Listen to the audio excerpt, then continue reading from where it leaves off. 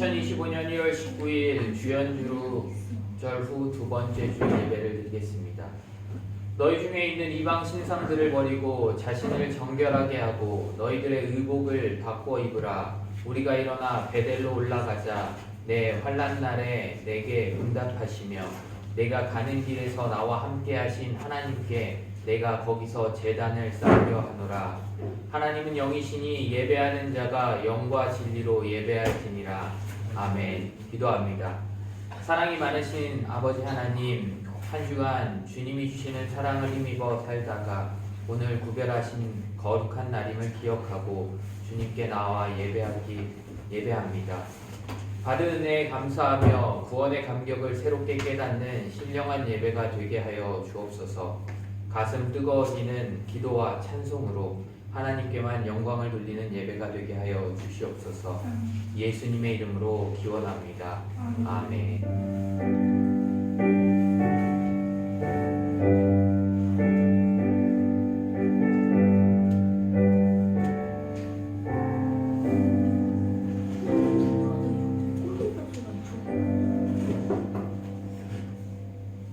함께 찬송가 14장을 찬양하겠습니다.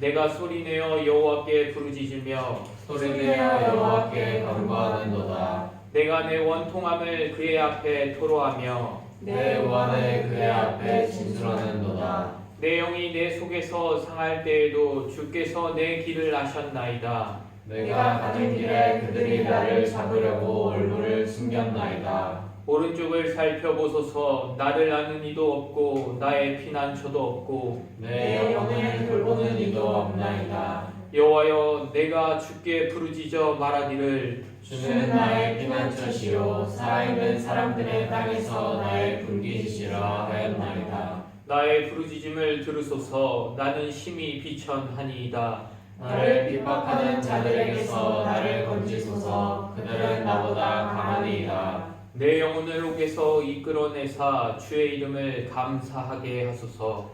주께서 나에게 갚아주시니 의인들이 나를 두르리이다. 아멘. 다 함께 사도신경으로 우리의 신앙을 고백하시겠습니다. 나는 전능하신 아버지 하나님 천지의 창조주를 믿습니다. 나는 그의 유일하신 아들 우리 주 예수 그리스도를 믿습니다. 그는 성령으로 잉태되어 동정녀 마리아에게서 나시고 본디오 빌라도에게 고난을 받아 십자가에 못 박혀 죽으시고 장사된 지 사흘 만에 죽은 자 가운데서 다시 살아나셨으며 하늘에 오르시어 전능하신 아버지 하나님 우편에 앉아 계시다가 거기로부터 살아있는 자와 죽은 자를 심판하러 오십니다. 나는 성령을 믿으며 거룩한 공교회와 성도의 교제와 죄를 용서받는 것과 몸의 부활과 영생을 믿습니다. 아멘. 찬송가 312장을 찬양하겠습니다.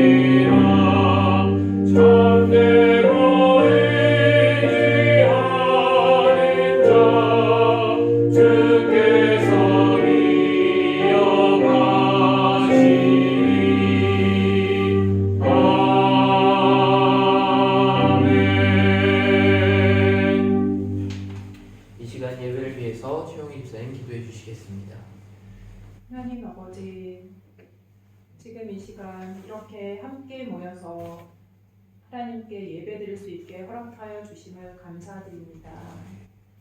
하나님 아버지, 우리가 이렇게 하루하루 살아가는 것이 거저 주어지는 것이 아님을 우리가 깨닫게 하시고, 많은 사람들이 각자 자기의 자리에서 정말 성실히 최선을 다해서 일했기에 이렇게 우리가 아무 일도 없는 듯 이렇게 예배드릴 수 있는 기회도 되고 정말 안전도 지켜지고 하는 것을 우리가 깨닫게 해주시옵고 마음 깊숙이 감사드립니다.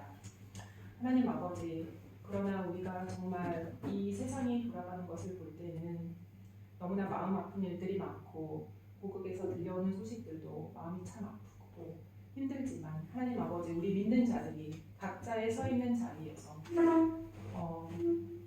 부모는 부모로서, 일하는 사람은 일하는 사람으로서, 배우고 자기 실력을 연구하는 학생들은 자기의 자리에서, 우리가 또 무엇보다도 믿는 자로서 하나님 앞에 하나님 자녀로 우리의 본분을 다하며 모든 일을 주님께 하듯 최선과 성실로 할 때에 하나님 아버지, 우리를 불쌍히 여기시고 우리에게 하나님의 지혜와 하나님의 길을 보여주실 줄 믿습니다.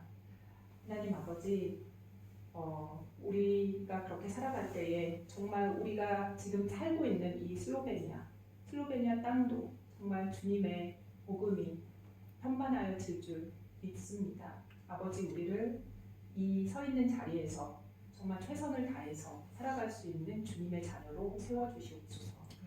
아버지, 지금 이 시간은 예배를 시작하는 시간입니다.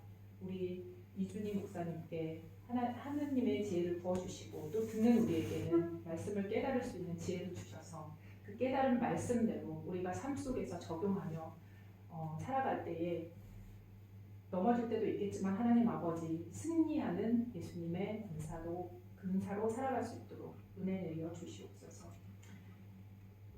지금 시작하는 시간이 오니 마치는 시간까지 오로지 주님께 우리가 신령과 모든 정성으로 다하여 예배드릴 수 있게 도와주시고 모든 과정에서 주님 홀로 영광 받아 주시옵소서. 이 모든 말씀 감사드리오며 우리 주 예수 그리스도의 이름으로 기도드리옵나이다. 아멘.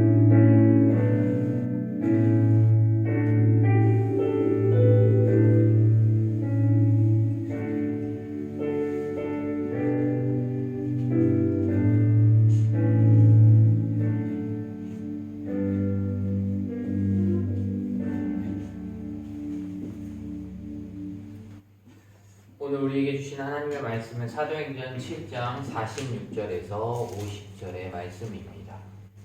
사도행전 7장 46절에서 50절의 말씀을 한 절씩 교독하도록 하겠습니다.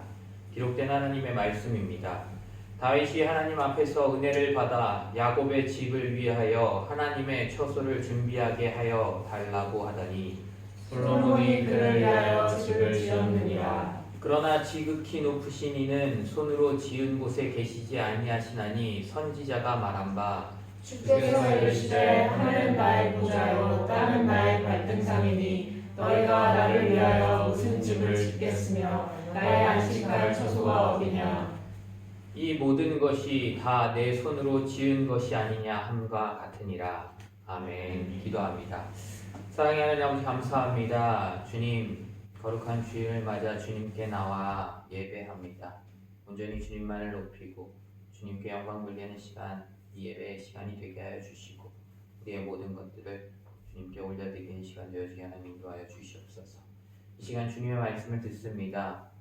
주님 전하는 자는 가려 주시고 온전히 주님의 말씀으로 받고 또한 주님의 말씀을 통하여 우리가 그것을 우리의 삶 가운데 적용하고 순종하며 나아가는 우리들의 삶이 되게 하여 주시옵소서. 오 성령님 이 시간 우리에게 지혜를 허락하여 주시고 온전히 함께하여 주셔서 주님의 말씀을 밝히 깨달아 알아가는 시간 되어지게 하나님 인도하여 주시옵소서. 모든 것 주님께 맡겨드리며 우리를 구원하신 예수 그리스도의 이름으로 간절히 기도합니다. 아멘. 계속해서 우리는 스데반의 설교에 대해서 보고 있습니다. 사도행전 7장은 스데반의 사내들인 공회에서의 설교의 내용입니다. 이제 마지막이 다가오고 있는데요. 지난주는 이스라엘 백성들이 누구와 함께 출애굽을 했을까요? 저희 오늘 쉽게 모세와 봤습니다. 네? 쉽게 봤습니다. 쉽게 봤다고요. 네. 모세와 함께 출애굽을 했죠. 그리고 난 다음에 지금 말했던 10계명을 받으러 모세가 하나님을 만나러 갔죠. 그 사이에 이스라엘 백성들을 무엇을 했죠? 어떤 우상을 만들었어요?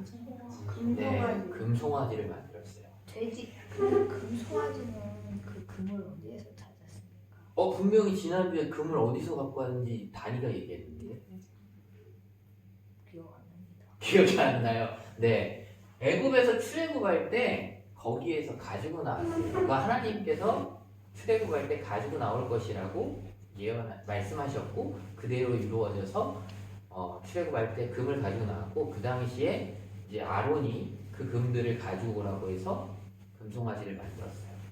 네, 이렇게 결국에는 그렇게 금송아지를 만들어서 숭배했던 이스라엘 백성들 그것을 본 하나님께서는 어떻게 하셨어요? 화가 났죠. 맞아요. 화가 나셨죠. 그래서 결국엔 그 사람들을 어떻게 하셨어요? 네. 3,000명이 죽게 됐어요.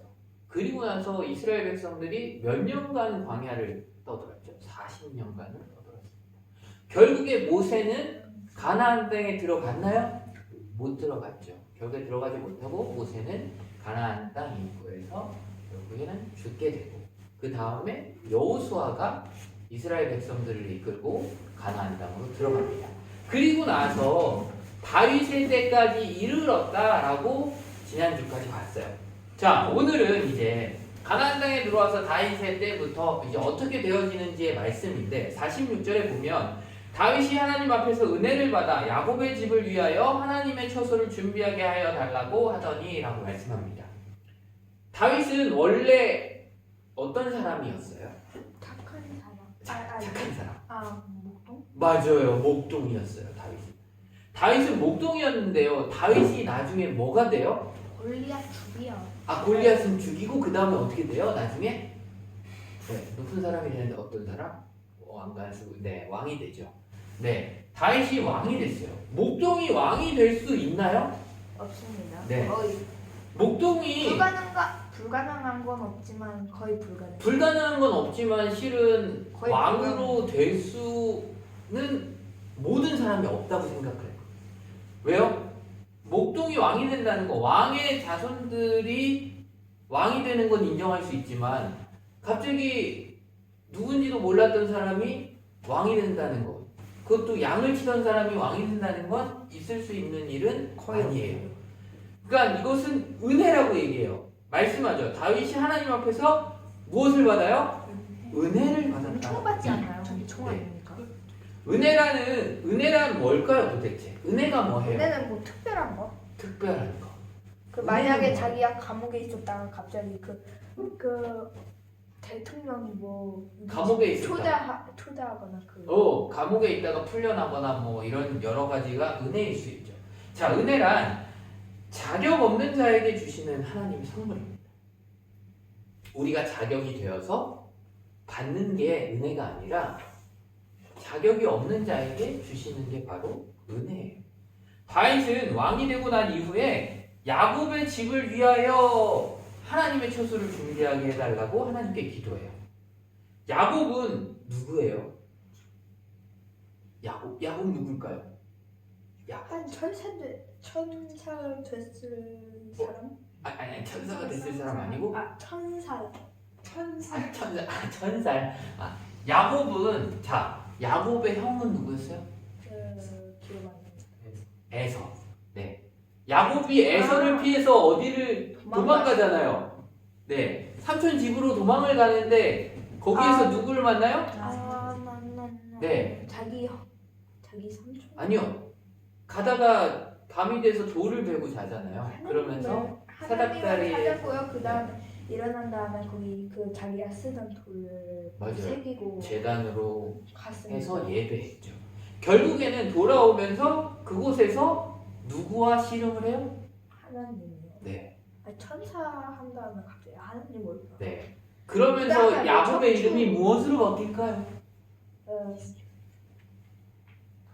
야곱의 이름이 무엇으로 바뀌었어요? 네, 이스라엘로 바뀝니다. 자, 야곱은 거듭남으로 인해서 하나님으로부터 이스라엘이라는 새 이름을 갖게 돼요.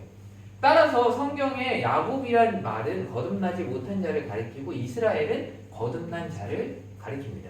성경을 자세히 보면 야곱에게 복을 주셨다는 말보다는 전부 이스라엘에게 복을 주셨다라고 기록되어져 있습니다.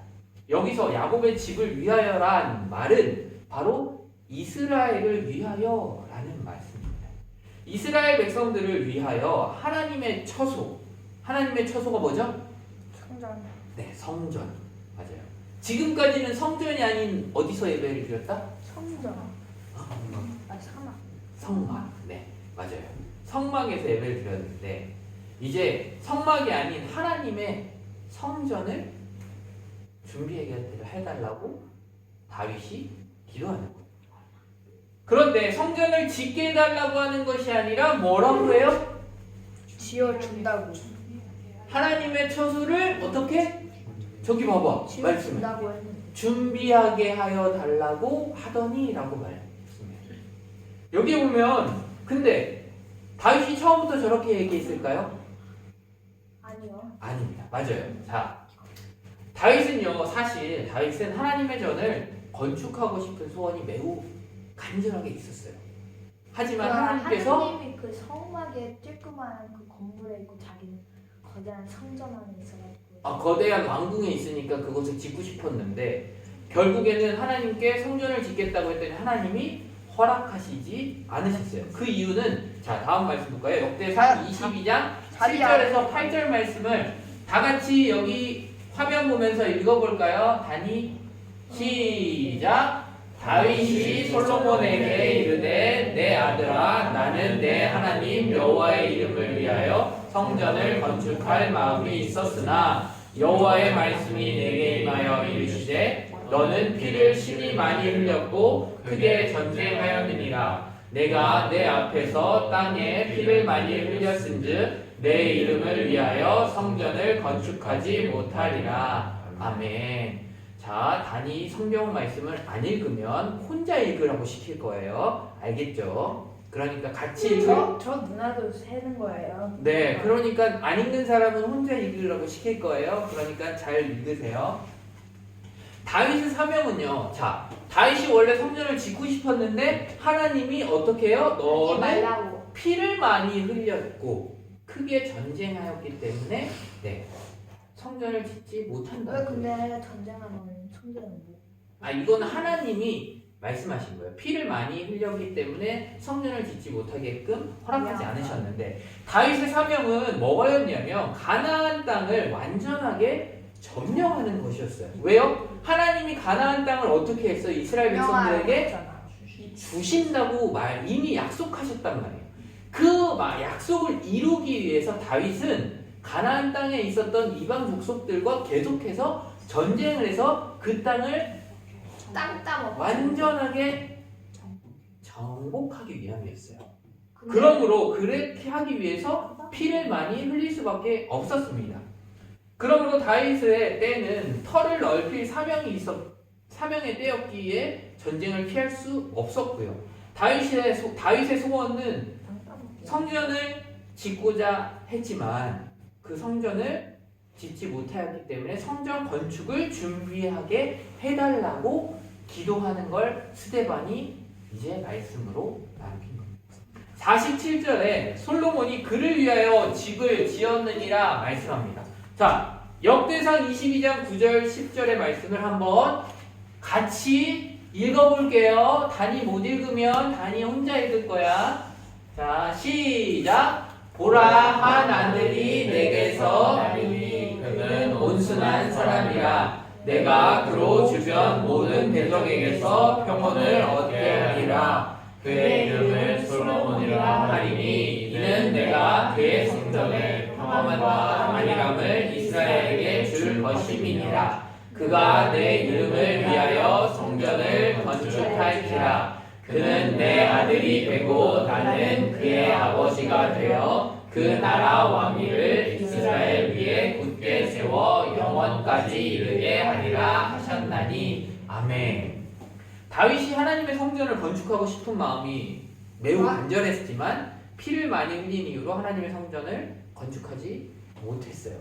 근데 누가 했어요? 자기 아들이죠. 솔로몬이 근데 있잖아요. 원래 아들 건축하게 많았지 않았나요? 허락하셨어요. 많았는데 하나님께서는 지금 말씀하시는 게 솔로몬에게 그것을 허락하셨어요. 성전은 솔로몬이 건축하는 것이 하나님의 뜻임을 우리는 알 수 있습니다. 솔로몬은요, 하나님의 말씀대로 성전을 건축했죠. 네, 했어요. 솔로몬이 하나님을 위하여 성전을 지었으니 솔로몬이 다윗보다 더 하나님께 귀하게 쓰임받았다고 말할 수 있을까요? 그렇게 말할 수 있어요? 아니에요. 네. 왜냐하면 다윗은 하나님께 귀하게 쓰임받아서 가나안 땅을 완전하게 하나님의 말씀대로 이루었어요. 그거는 다윗의 사명이었고요. 솔로몬은 하나님의 말씀대로 성전을 건축하는 게 솔로몬의 사명이었습니다. 사명이 그러니 뭐예요? 사명이요. 해야 하나님이 주신 명령, 하나님이 맡겨주신 거예요. 그러니까 다니엘에게도 하나님이 분명히 주신 사명이 있어요. 그 사명이 무엇인지는 알려줄게요. 알려준다고요? 네, 나중에 알려줄게요. 해요. 하나님께서는요, 각자에게 합당한 사명을 주셨어요. 우리 모두에게도 다 사명을 주셨습니다. 그러므로 내게 주어진 직분 또한 사명은 무조건 순종함이 하나님의 말씀을 잘 따르는 것이고 잘 섬기는 것임을 우리는 알아야 됩니다. 따라서 맡은 바 직분에 잘 감당하는 자가 바로 훌륭한 사람입니다. 다니가 지금 맡고 있는 영상을 맡는 것, 또한 예배를 잘 드리는 것, 이것 또한 하나님이 우리에게 다니에게 맡겨주신 일이라는 거예요. 솔로몬이 성전을 7년 동안 지었어요. 8년 아니에요? 7년 동안 지었습니다. 하나님께서 제가 이렇게 좋은 성전을 지어 하나님께 드렸으니 이곳에서만 계셔주세요 라고 솔로몬이 했을까요? 아니요. 안 됐습니다. 성전을 다 짓고 기도를 하는데요. 역대하 6장 18절 말씀을 한번 같이 읽어보겠습니다. 시작! 하나님이 참으로 사람과 함께 땅에 계시리까 보소서 하늘과 하늘들의 하늘이라도 주를 용납하지 못하겠거든 하물며 내가 건축한 이 성전이오니까. 아멘. 이렇게 누가 얘기했어요? 기도 솔로몬. 솔로몬이 기도한 겁니다. 하늘들의 하늘이라도 우리들은 이렇게 얘기하잖아요. 하늘이면 하늘이지 왜 하늘들의 하늘이라고 했을까요? 하늘에 하늘이 있어요. 네. 있잖아요. 자, 하늘. 하늘들의 하늘은 무엇이냐면 우주. 천문학자들은 우리가 말하는 하늘은 대기권 안에, 지구 안에 있는 공간을 우리는 하늘이라고 얘기해요. 근데 하늘들의 하늘이라는 건 뭐예요? 지구 밖에, 대기권 밖에 우주. 그것을 바로 하늘들의 하늘이라고 얘기하는 겁니다. 그러니 그 당시에 천문학이 뛰어나서 솔로몬이 이것을 알고 있었을까요? 아니에요. 솔로몬은 하나님께서 주신 지혜로 이렇게 기도할 수 있었던 겁니다. 솔로몬의 이 기도는 하나님께서는 이곳에만 이곳이 어디예요? 성전에만 갇혀 계실 분이 아니라는 사실을 분명하게 알았던 거예요. 하나님은 죄인이 아니고 자기의 그 무슨 집 안에 있는 원하는 대로 있는. 그죠? 어디든 계실 수 있는 분이죠. 그러니 그러면 어. 그 지금 달에도 계실 수 있는 거죠. 네, 어디든 계실 수 있어요. 하나님은요, 그러니 솔로몬이 하나님의 이름만 이곳에 두겠습니다 라는 기도라고 볼 수 있어요. 그러니 우리가 이 성전을 향하여 멀리서도 기도할 때는 하나님께서 들어주실 줄 믿습니다 라는 기도라는 거예요. 이 말은 즉 솔로몬은 결코 성전을 우상화한다거나 미신적으로 섬기지 않았다는 말이에요. 왜요? 하나님은 내가 지은 이 성전에만 계시는 게 아니라는 걸 솔로몬이 직접 고백하잖아요. 하나님께서는 예루살렘 성전에만 계시는 분이 아니시라 어느 곳에도 다 계심으로 어디서나 하나님께 진정으로 예배드린다면 다 받으시는 하나님이십니다. 그러니 반드시 성전에서만 예배드려야 한다는 성전을 너무나도 신성시하고 거룩하게 생각하고 그곳에만 하나님이 있다고 말하는 사내들인과 유대인들의 신앙이 잘못되었음을 누가 얘기하고 있는 거예요 지금? 스데반이 그들에게 말하고 있는 거예요. 48절에 보면 그러나 지극히 높으신 이는 손으로 지은 곳에 계시지 아니하시나니 선지자가 말한 바라고 말씀합니다. 어떤 선지자가 말을 했을까요? 선지자. 한번 볼 건데요. 먼저 역대하 2장 6절을 보겠습니다. 역대하 2장 6절. 자, 볼 거예요, 목사님이. 안 읽는 사람은 다시 한번 혼자 읽게 시킬 거예요. 시작! 누가 능히 하나님을 위하여 성전을 건축하리요? 하늘과 하늘들의 하늘이라도 주를 용납하지 못하겠거든. 내가 누구이기에 어찌 능히 그를 위하여 성전을 건축하리요? 그 앞에 분향하려 할 다른 일이라. 자, 무슨 말이에요 이게 도대체? 이해 안 갑니다. 이해가 안 가죠. 이게 누가 한 거냐면 하나님을 위하여 도대체 누가 성전을 건축하겠습니까? 하나님이 건축하면 되는 거 아니에요? 오, 그냥 하나님이 성전이 있으라 하면 그냥 성전. 맞아요. 그럴 수 있는 분인데 사람이 짓는다고 하나님이 그곳에 꼭 계시다고 말할 수 없다는 거예요. 내가 누구이기에 어찌 능히 그를 위하여 하나님을 위하여 성전을 건축하겠습니까?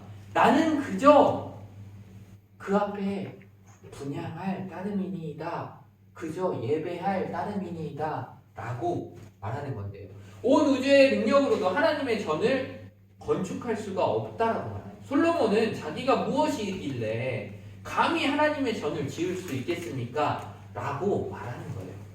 따라서 지극히 높으신 하나님께서는 사람의 손으로 지은 곳에 매여 계실 수 없으신 분이라는 거예요. 예루살렘 성전에만 그곳에서만 하나님을 예배드릴 수 있다는 사례들인 공회원들의 신앙은 바른 걸까요? 아니죠. 잘못되었다는 것을 또 스데반은 계속해서 말하는 거예요. 그러니 그곳에 계시지 않는다라고 선지자가 이미 얘기했다는 거예요.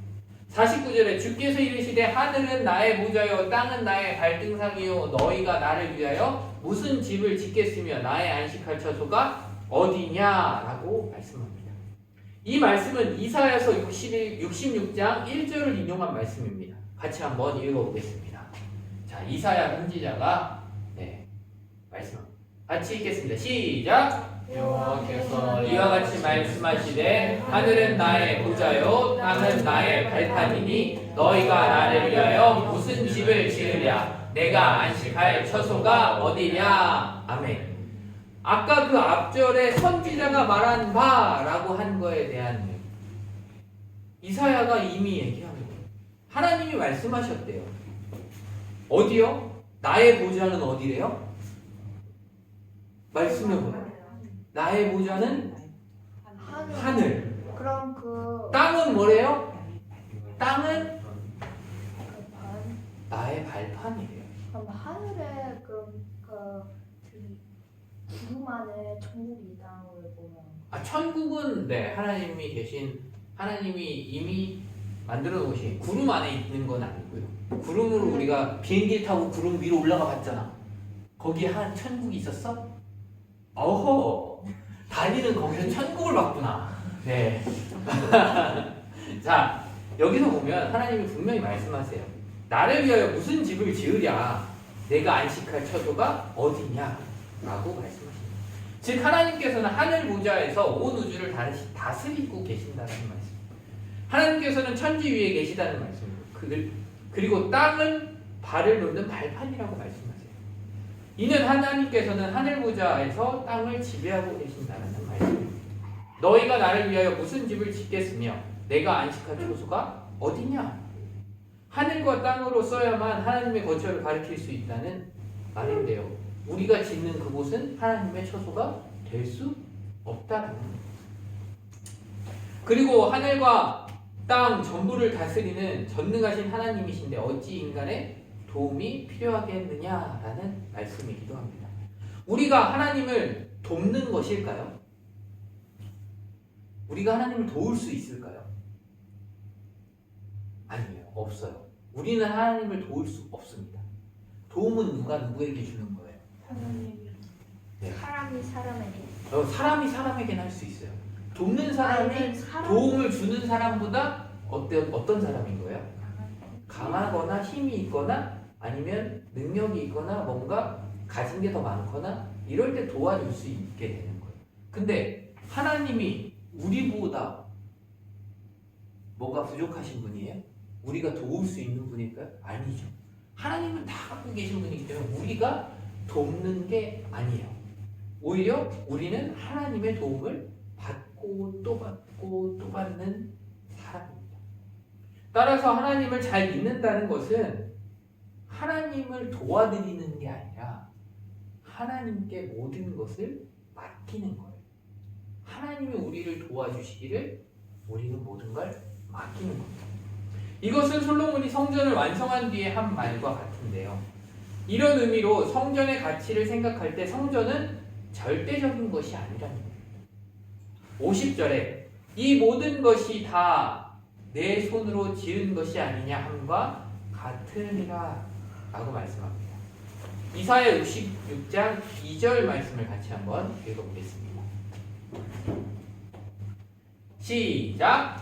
나 여호와가 말하노라 내 손이 모든 것을 지었으므로 그들이 생겼느니라. 물은 마음이 가난하고 심령에 통해하며 내 말을 듣고 떠난 자 그 사람은 내가 돌보려니와. 아멘. 이 모든 것이 누구의 손으로 지은 거예요? 누구예요? 손? 다 내 손이라고 하는데 누구예요? 내가 누구예요? 자기 자기. 여우. 여기에서 말하는 내라는 건 하나님, 당신, 하나님께서 이 모든 것이 다 내가 만들었는데 하나님이 만드셨는데, 네, 이 말이라는 거예요.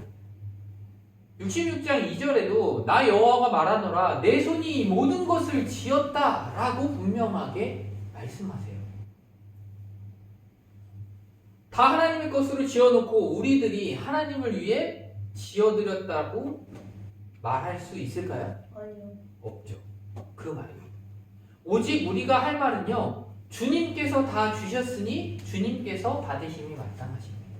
이 모든 것이 다 주님의 것입니다 라고 말할 수밖에 없는 게 우리들이라는 거예요. 오직 우리가 할 말은 그것밖에 없다는 거예요. 이것은 우리의 모든 것에 해당돼요. 네, 단위로. 근데 있잖아, 성전을 건축할 건 어디에서 찾았어요? 건축할 거는 다윗이 다 준비했어요. 준비만 한 거예요? 그러면 다윗은 건축할 재료들을 다 준비해놓고 그것을 가지고 솔로몬이 지어요. 네, 이렇게 한 거고, 네, 또 하나. 하나님이 그거 어떻게 만들었는지 말해준 거야, 아니면 그 솔로몬이 자기 지도로 만든 거예요? 하나님이 그것들을 짓게끔 지혜를 주셨기에 그것대로 지은 거죠. 자, 보면 지금 모든 것이 하나님의 손으로 하나님이 지으셨다. 그러면 무엇들이 해당될까요? 어떤 것들이 해당되는 거예요? 모든 게 해당돼요.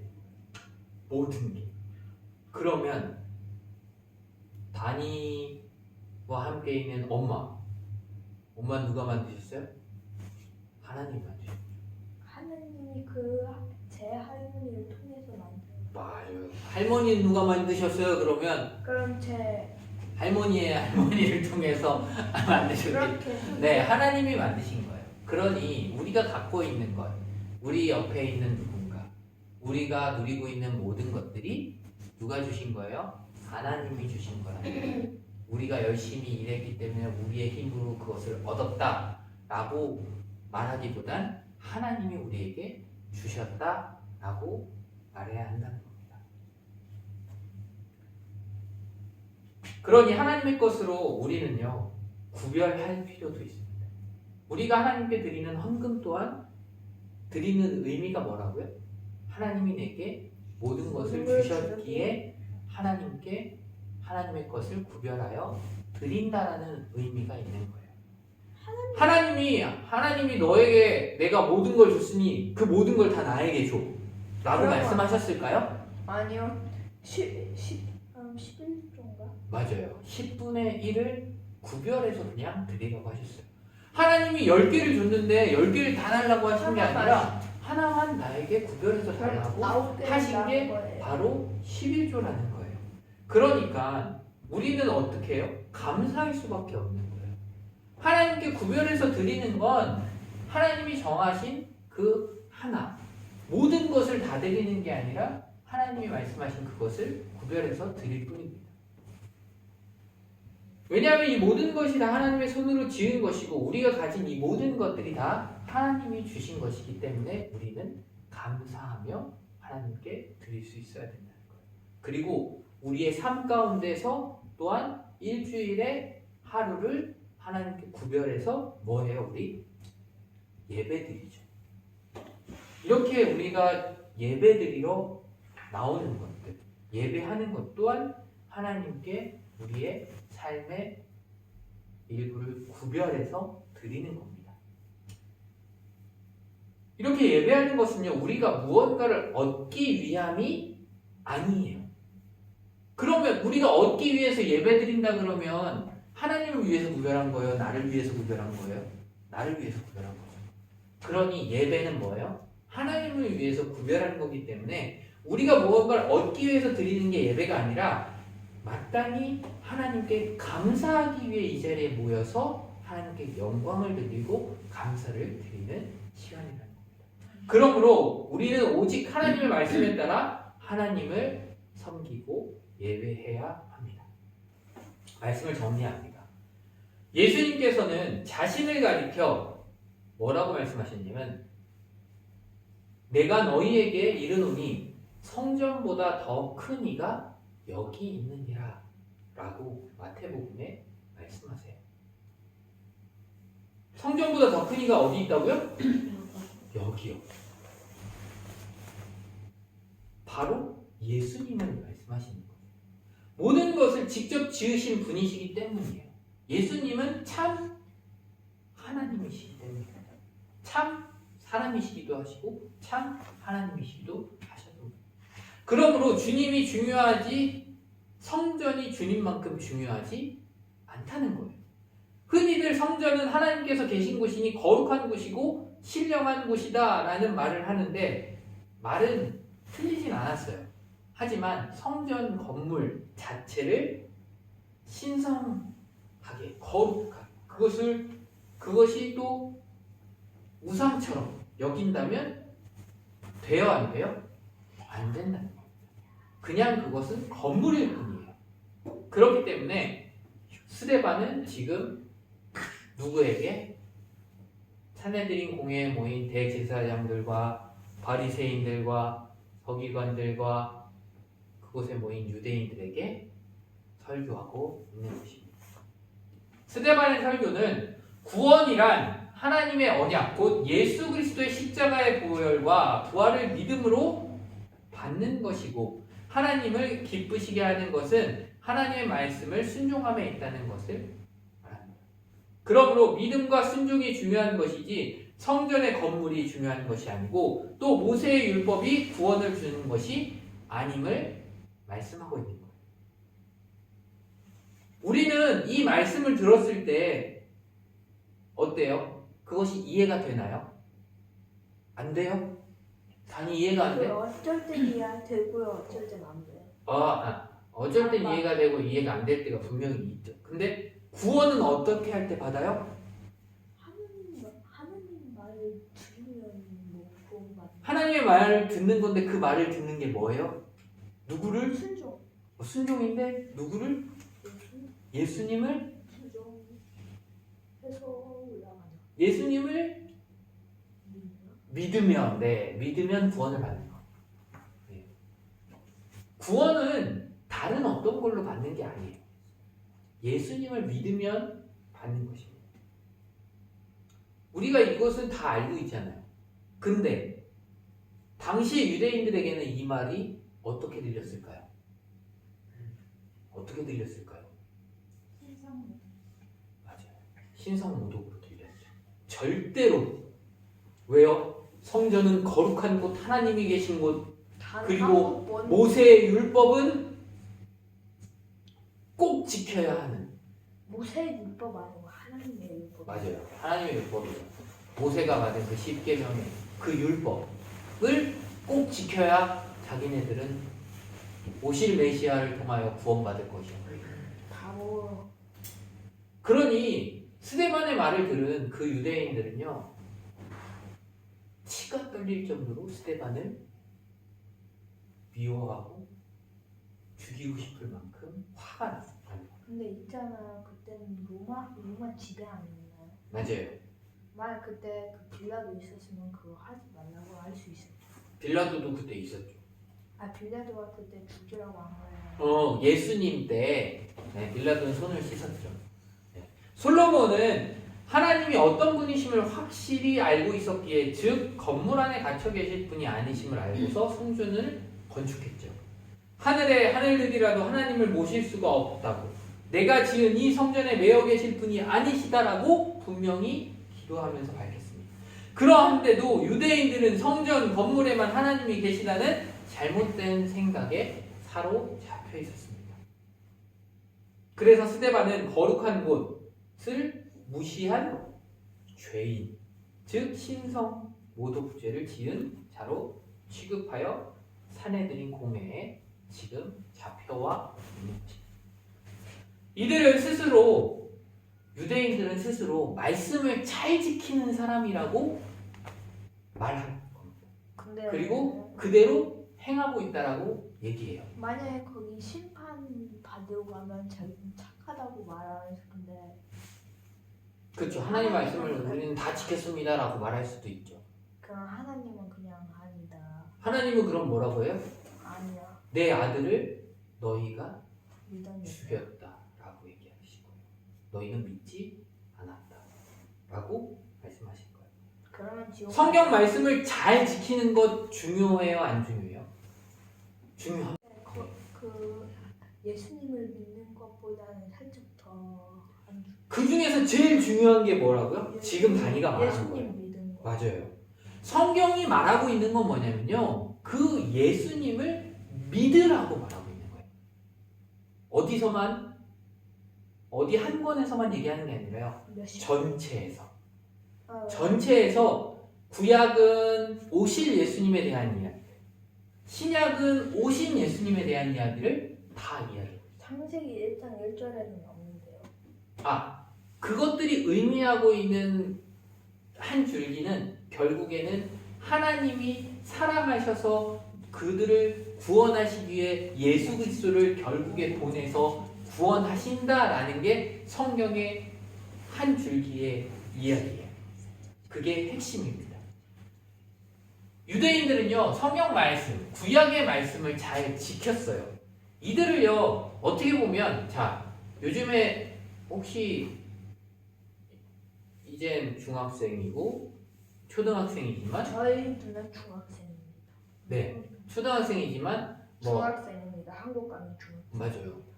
다니는 초등학생이지. 혹시 보수라는 이야기 들어본 적 있어요?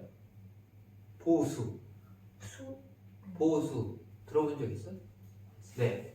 보수라는 이야기 아직 옛날은 아마 한국 뉴스 같은 걸 보면 보수라는 걸 많이 볼 수 있을 거예요. 보수라는 건 한국에서 얘기하고 있는 보수랑은 다른 거예요.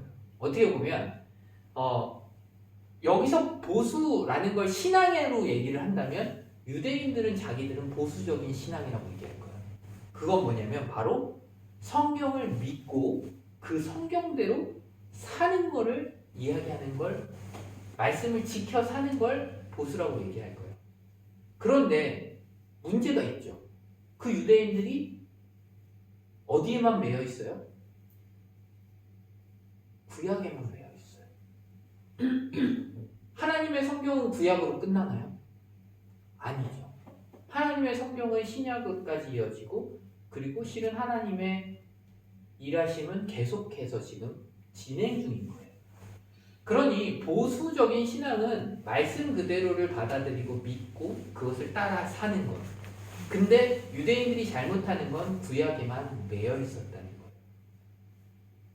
그들이 성경을 문자 그대로 이해하거나 아니면 잘못 이해하여 하나님의 뜻을 잘못 이해해서 형식적이거나 의식적으로만 치우치게 됐기 때문에 문제가 됐던 거예요.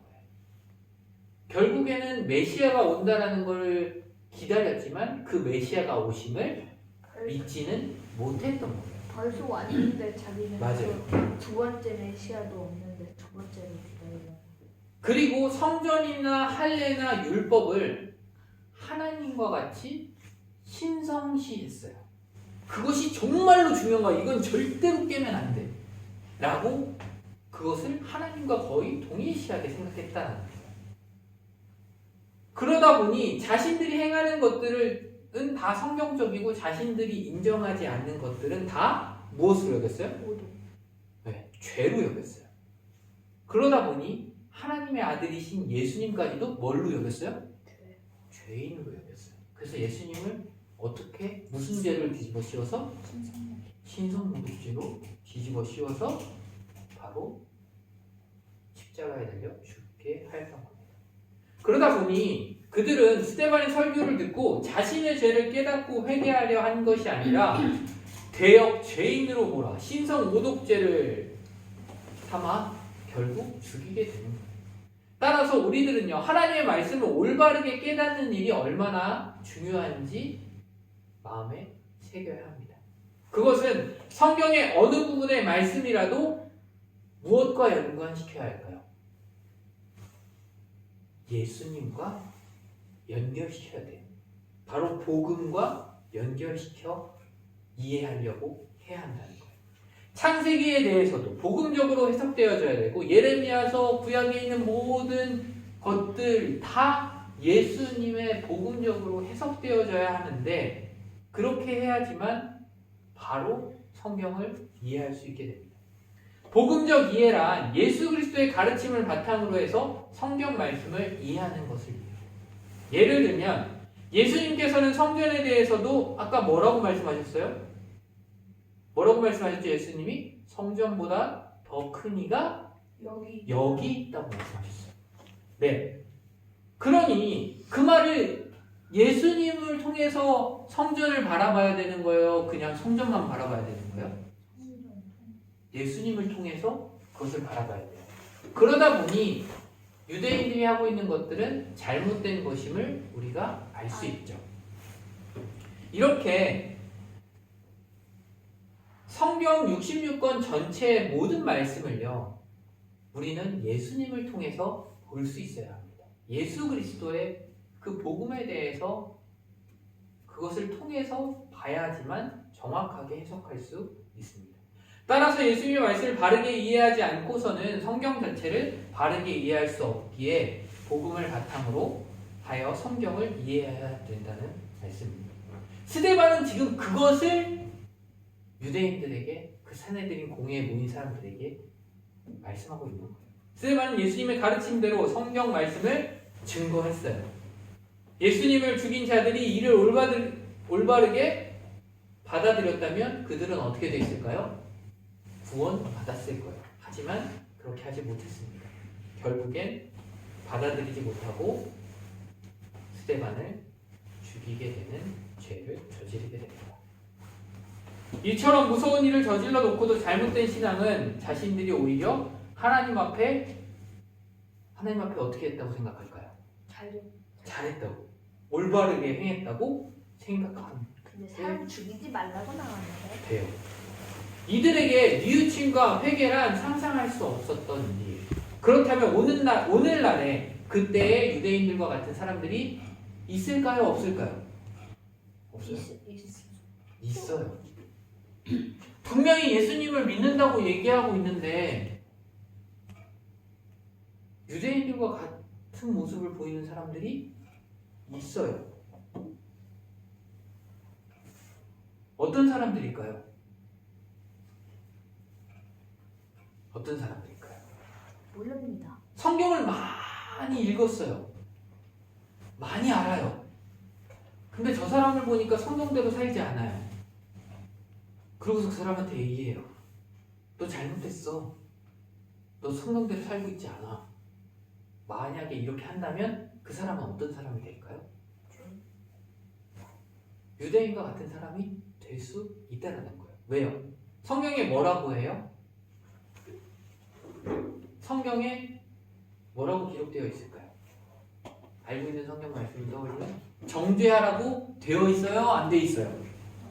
정죄가 뭐예요? 모릅니다. 다 잘못했다. 남이 잘못한 죄를 지적하는 거예요. 이거 잘못했어, 이렇게 하면 안 돼 라고 지적하는 거라고요.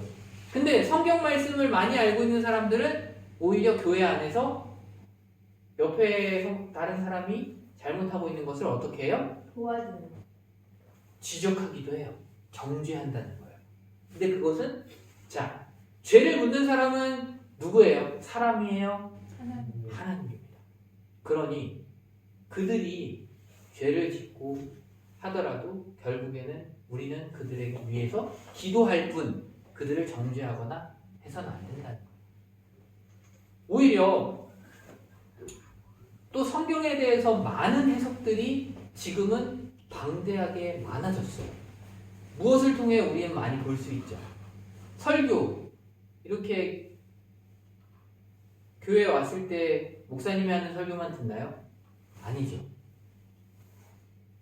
저희 엄마, 온라인을 통해서도 수많은 설교들을 우리는 들을 수 저희 있어요. 엄마가 하는 설교 집에서 들어야.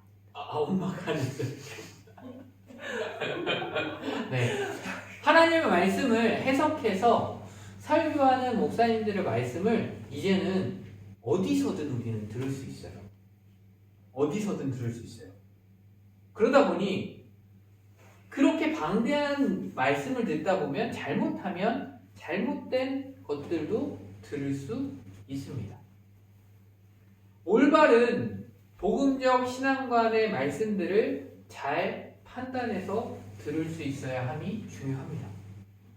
우리는 성경을 바르게 읽고 이해하고 해석해야 돼요. 성경을 어떻게 읽어야 된다고요? 어떻게 해석해야 된다고요? 누구를 통해서? 누구를 통해서? 성경 말씀을 누구를 통해서 봐야 된다 그랬어요? 누구? 도대체 한 사람 누구예요? 예수님. 예수님. 네. 자, 성경은 모든 말씀은 누구를 통해서 봐야 된다고요? 예수님. 네. 이거를 잊지 말아야 돼요. 성경 한 구절만 갖고 와서 그것만 갖고 이야기하면 돼요, 안 돼요? 안 된다는 거예요. 그걸 누구를 통해서 봐야 되기 때문에? 예수님을 통해서 봐야 되기 때문에. 이단들이 잘 쓰는 게 뭐예요? 한 말씀만 가져와서 그 말씀을 가지고 다른 말씀을 또 가져와서 거봐 이렇잖아 라고 얘기하는 게 이단들이 쓰는 거예요. 그거를 예수님을 통해서 보는 게 아니라 자기가 원하는 것만 쏙 빼갖고 와서 이게 이거야 라고 얘기하면서 얘기하는 게 이단들이에요. 성경책을 보여주면 되죠. 성경 전체를 예수님을 통해서 해석해야지만 바르게 우리는 그 말씀을 이해할 수 있다는 거예요. 성경책을 그냥 보여주면 할 말이 없어지는. 아니 이단들도 성경을 잘 알아요. 성경책을 봐요. 그러니까 성경 말씀을 갖고 와서 얘기를 하죠. 근데 그 사람들이 하는 건 뭐냐면 자기가 원하는 말씀을 갖고 와요. 한 가지 여기서 하나 여기서 하나. 그래서 이 말씀에서 말하고 있는 요 단어가 여기서 말하고 있는 사탄이야. 이렇게 말하는 거랑 똑같이. 그러니까 성경을 예수 그리스도로 전체를 해석하는 게 아니라 자기가 원하는 구절만 갖고 와서 해석하면 이단이 될 수 있다라는 겁니다. 우리는요 누구를 통해서 구원을 받아요? 예수님. 예수 그리스도를 통해서 구원을 받습니다. 우리는 이 말씀을 절대로 잊어서는 안 돼요. 알겠죠? 성경 말씀을 다 지킨다고 하는데 나 다 알아 하는데 예수 그리스도를 믿지 않으면 구원을 받아요? 못 받아요? 못 받아요. 그러니까 우리는 구원받는 건 어떻게 해야 구원받아요? 예수님을 믿으면 구원받는 겁니다. 다른 죄를 지어도 예수 그리스도를 믿는다면 구원을 받을 수 있을까요? 없을까요? 죄를 지어도 예수님을 믿으면 구원받는다라고 분명하게 말씀하고 있습니다. 이것이 가장 중요한 성경의 진리입니다. 우리는 이 진리, 즉 복음을 바르게 기억하고 또한 전해야 돼요. 예수 믿는 사람은 죄인이 아닐까요? 아니에요. 죄인입니다. 죄인이에요. 우리도 죄인이었고요. 우리도 죄인입니다. 근데 하나님이 우리를 예수 그리스도를 믿게 하심으로 우리가 구원받을 수 있게 하신 거예요. 우리가 의인이었기 때문에 구원받은 게 아니에요. 그러니까 세상에 죄를 짓고 있는 수많은 사람들이 있는데 그들이 예수님을 믿는다면 구원받을 수 있는 사람이에요? 아니에요? 맞습니다. 구원받을 수 있는 사람입니다. 그러니 우리는 누가 됐든 어떤 사람이 됐든 그들에게 예수님을 믿으라고 그 복음을 전해야 합니다. 이것을 절대로 잊어서는 안 돼요. 스데반이 말하고 있는 건 이겁니다. 바로 예수 그리스도를 믿어야 구원받는다라고 말하고 있는 거예요. 근데 그들은 성전을 거룩해야 하고 성전을 그곳에서만 예배해야 구원, 율법을 지켜야지만 구원받는다는 이런 말을 하고 있었기 때문에 스데반이 지금 말하고 있는 겁니다. 삶 속에서 우리의 삶 속에서 바른 진리, 복음을 전하며 우리가 정말로 예수 그리스도로 구원받았음을 바르게 알고 그것을 전하며 나아가는 귀한 성도님들 되시기를 간절히 축원합니다. 기도하겠습니다. 하나님 아버지, 모든 것을 하나님께서 만드셨고 또한 우리에게 주셨음을 감사합니다. 우리가 누리고 있는 모든 것이 주님께로부터 왔음을 믿고 고백합니다. 온전히 주님께 감사하며 살아가게 하여 주시옵소서. 그리고 우리가 하나님의 말씀을 바로 알고 전할 수 있게 하여 주시옵소서. 하나님의 말씀, 성경을 통해 진리를 바로 알고 그 진리, 복음, 바로 예수 그리스도를 믿음으로 우리가 구원받을 수 있음을 믿고 삶 속에서 바르게 전할 수 있게 하여 주시옵소서. 우리의 삶이 주님이 기뻐하시는 삶이 되게 하여 주시옵소서. 모든 것 주님께 맡겨드리며 우리를 구원하신 예수 그리스도의 이름으로 간절히 기도합니다. 아멘. 다 함께 찬송가 288장을 찬양하겠습니다.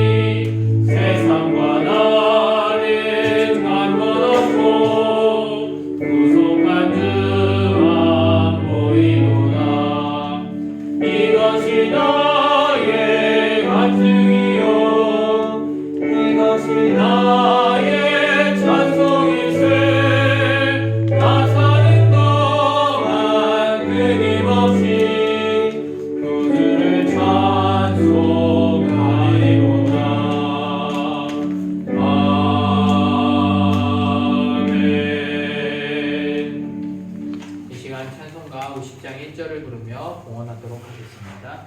주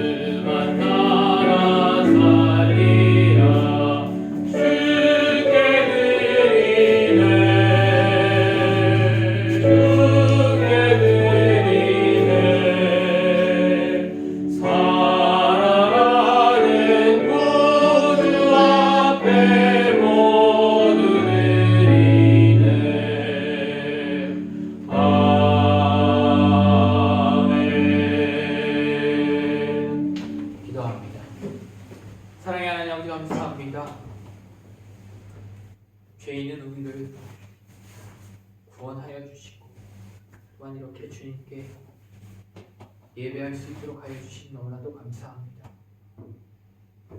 우리에게 모든 것을 허락하여 주시고 우리가 누리고 있는 모든 것을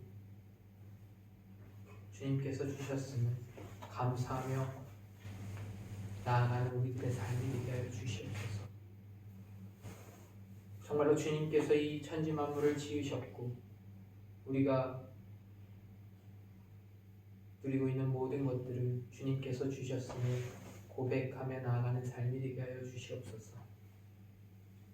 모든 것들을 주님께 구별하여 주님께 드리며 온전히 우리의 모든 삶을 주님께 맡기며 나아가는 우리들이 되게 하여 주시옵소서. 주님의 말씀대로 정말로 예수 그리스도 그 복음, 그 진리만을 믿고 따르며 그것을 전하며 나아가는 우리들의 삶이 되게 하여 주시옵소서. 이 시간은 주님께 구별하여 귀한 예물을 올려드립니다. 이 예물이 정말로 주님의 나라 가운데 사용되어지고 주님의 복음을 전하는데 더욱더 쓰임받을 수 있게 하나님 인도하여 주시옵소서. 예물을 드린 손길들 가운데 그들의 삶이 언제나 감사하며 주님이 주시는 평안 가운데 살아가게 하여 주시고 또한 삶 속에서 온전히 그리스도를 드러내며 복음을 전하며 나아가는 삶이 되게 하여 주시옵소서. 이 땅 가운데 주님 함께하여 주셔서 정말로 이 슬로베니아가 주님만을 예배하며 또한 온전히 주님이 기뻐하시는 삶을 이루어가는 사람들로 가득하게 하나님 인도하여 주시옵소서. 모든 것들 주님께 맡겨드리며 우리를 구원하신 예수 그리스도의 이름으로 간절히 기도합니다. 아멘. 옆에 있는 분들과 인사하도록 하겠습니다. 주님의 은혜와 평안이 가득하길 기도합니다. 주님의 은혜와 평안이 가득하길 기도합니다. 네, 예배 영상은 유튜브 루블레네 한인교회 채널에서 보실 수 있습니다. 유튜브의 채널에 계속적으로 예배 영상이 올라가고 있고요. 혹시 누군가에게 교회를 알려주시거나 할 때 유튜브 채널을 통해서 보여주셔도 될 것 같고요. 또 기도 제목이 있으신 분들은 언제든지 말씀해 주시면 함께 교회가 같이 기도하도록 하겠습니다. 아직 확정된 건 아닌데요. 여름에 독일에 있는 한인교회에서 이곳으로 단기 선교로 올 수도 있을 것 같아요. 아직 확정된 건 아니지만 그렇게 되면 슬로베니아 아이들 그리고 이제 인터내셔널 처치에 있는 아이들 그리고 우리 한인교회에 있는 친구들 해서 다 같이 성경학교를 할 수도 있을 것 같아요. 지금 그거는 조금 확정되진 않았지만 그것이 결정되어져서 만약에 이루어진다고 하면 7월 초쯤에 아마 첫째, 둘째 주 그 주간에 아마 이루어지게 될 것 같고요. 그래서 그게 결정되면 다시 한번 광고를 드릴 테니까 그 부분을 기억하셨다가 하게 되면 참석하셔서 성경학교 하고 그리고 또 선교하는데 같이 뭔가 활동들을 할 때 같이 참여할 수도 있을 것 같아요. 이렇게 보시면 될 것 같습니다. 기도하고 예배 마치고 또 기도하도록 하겠습니다. 이제는 우리 구주 예수 그리스도의 은혜와 하나님 아버지의 놀라우신 사랑과 성령님의 교통하시고 역사하심이 모든 것을 주님께서 만드시고 우리에게 주셨음에 감사하며 예배하고 또 온전히 주님께 주님의 말씀을 바로 알고 예수 그리스도를 믿으면 구원을 받는 그 복음을 전하며 나아가기로 다짐하고 결단하는 성도님들 위해 저들의 삶 속에 가정 속에 자녀들과 또한 교회 위에 그리고 이 슬로베니아 땅 가운데 이제로부터 영원토록 함께 하시기를 간절히 축원하옵나이다. 아멘.